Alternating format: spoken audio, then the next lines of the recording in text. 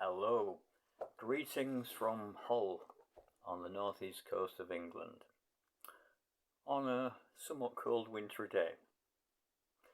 Nevertheless, we've come here to warm our hearts, and we're going to do that in considering growing in grace, growing in our understanding of the perception of grace and all its aspects, so that we can apply the grace path to our own life. And today we're going to, on November the 5th, we're already there, the penalty is paid. And we're going to use an illustration of a prison. Now that reminds me of Isaiah 61, verse 1. That's the reference Jesus had in his hand in the synagogue in Nazareth. And let me read it from the James Moffat translation. The Lord Eternal, he inspires me. For the Eternal has consecrated me, and sent me with the good news for wretched men, to heal the broken-hearted, to tell prisoners they are free, to tell captives they are released. So, as we quote those words from Isaiah 61 verse 1, we can assert that sin has put us in a prison. And we've been perhaps in separate cells, but in the same prison of legalistic religion. Sin has locked us behind the bars of guilt, shame, and fear. I'm just referring now to Space for Grace, the book. Then Jesus came and paid your bail. He served your time, satisfied the penalty by his death, and has set you free. Humeta.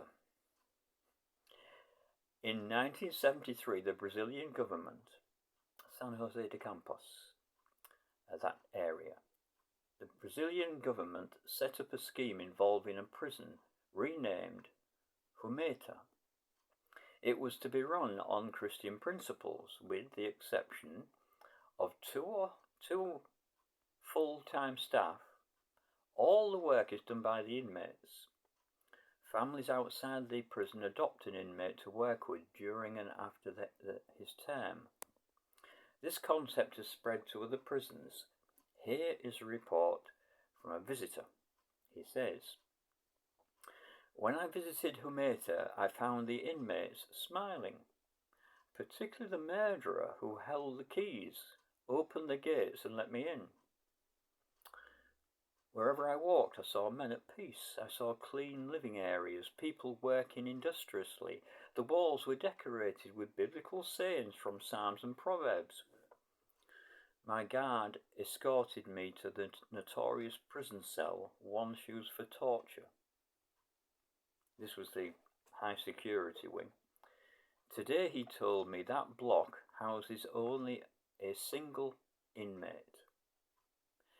As we reached the end of a long concrete corridor, and he put the key in the lock, he paused and asked, are you sure you want to go in?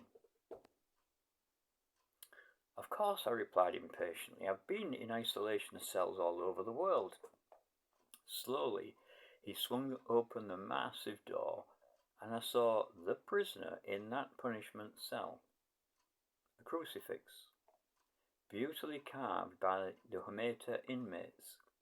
The prisoner, Jesus, hanging on a cross. He's doing time for the rest of us, my guide said softly.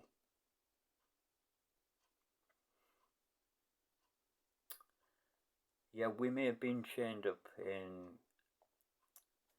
a false legalistic society, religion, group, but now we're free to be chained to Christ, which is true freedom indeed.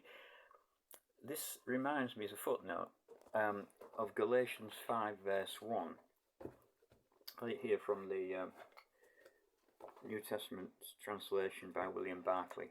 It's very simple. It says, Christ set us free and means us to stay free. Take your stand on that and never again submit to any yoke of slavery. it's true that in the contextual view and history of it, the Apostle Paul was addressing Jews who were captive to the law in slavery to that 613 rule law code. But that is little different. Oh, true, there was a curse to the law as well that the Jews were free from. But there's a similarity. We cannot help but compare it to a number of legalistic religious prison holes that are bound by tight security policies, but on the outside of the building it looks brand new and quite swish, as it were. Inside, it's full of people who are being tortured by their own consciences and tortured by their wardens. So now we're free, and just to reiterate that verse, Christ set us free and means us to stay free. Take your stand on that and never again submit to any yoke of slavery. If Christ has set us free, and if Christ has set you free, why would you want to go back inside? Thanks for listening. God bless.